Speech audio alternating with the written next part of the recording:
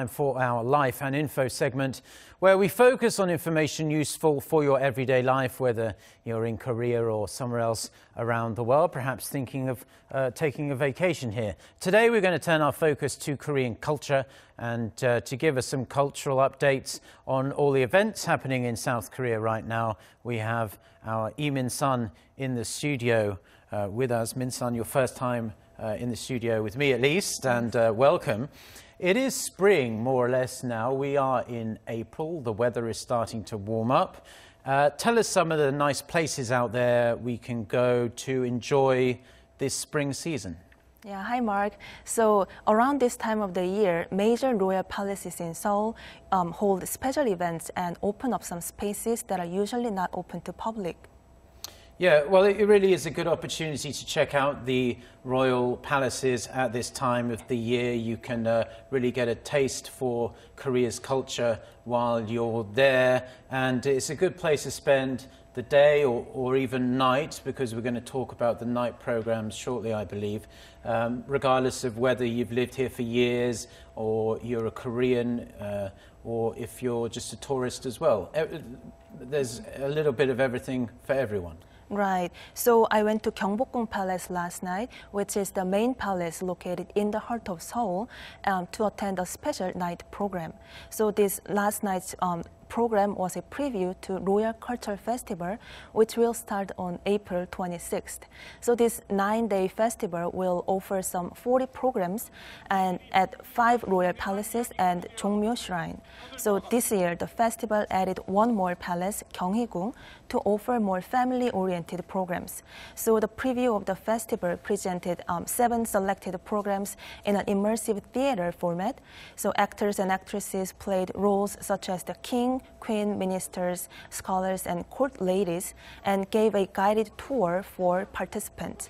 And about 150 people were invited to the event, and they walked along with the actors to visit major places and buildings of Gyeongbokgung Palace.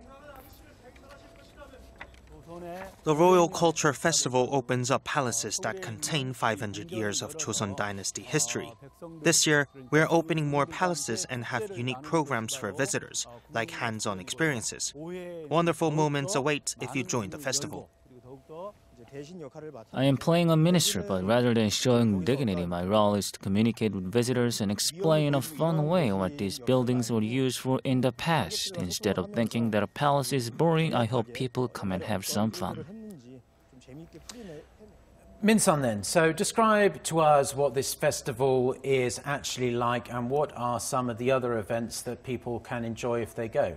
So participants don't just stand and watch, but they interact with the actors to take part in some programs. And at the Kunjungjeon Hall, visitors take a seat and pretend that they are taking an exam, which scholars from the old days had to pass to become government officials. Of course, and performances and music are a key part of the festival. There was a royal guard inspection and practice, which involved some action and martial arts. And the highlight for me and many others was the music performance held at the Gyeonghaeru Pavilion, where the singer sang while gliding through across the pond in a boat just before a dragon appears. And let's hear from the visitors that were at the festival. It's not easy to get into Gyeongbokgung Palace at night. I came because I wanted to see it while it was dark, but it's so beautiful and it's beyond my imagination. I found out about the Royal Culture Festival this year. I was excited to see and experience what programs are lined up. I really enjoyed the Royal Guard inspection and the dragon appearing at the Gyeonghaeru Pavilion performance. On top of the programs presented at the preview night, there are many more for people to choose from, such as a mask dance, a night tour of a royal garden, and a musical performance. And there's even an augmented reality program to find a hidden treasure at Changdeokgung Palace.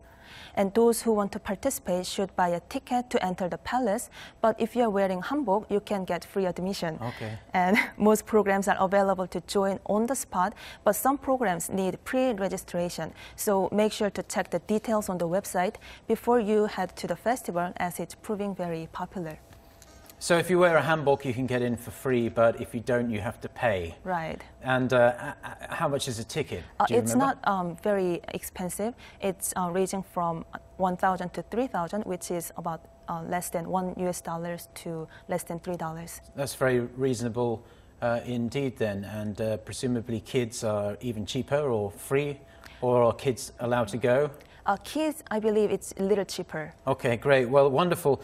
I might want to go and check out this experience myself. Did you personally enjoy it? Yes, it was very fun last night. Okay, wonderful. Well, thank you very much for your reporting, Min-sun. You would have never guessed it was your first time, very professional, and we hope to see you again soon. Thank you. Thank you.